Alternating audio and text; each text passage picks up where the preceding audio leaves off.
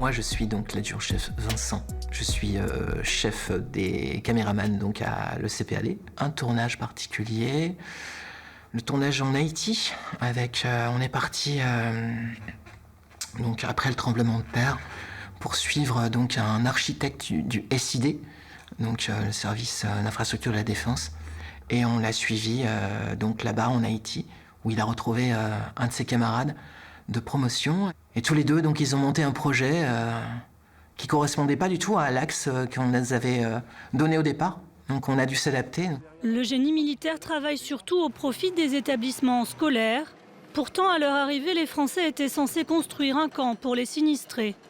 Il faut être à l'écoute pour bien comprendre la situation, comment elle évolue, comment les choses qui se passent, pour pas être concentré simplement et figé après une image qu'on attend.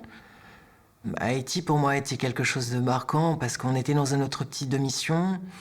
Il y avait un côté humanitaire derrière. Et je me souviens de gens qui se sont mis à pleurer parce qu'ils se confiaient, en fait. C'est ça qui est intéressant aussi, c'est que la caméra devient... Si on a réussi à casser ce mur on peut se faire accepter, et après ça devient presque pour certains du moins, un outil où les gens vont se mettre à parler, à raconter des choses.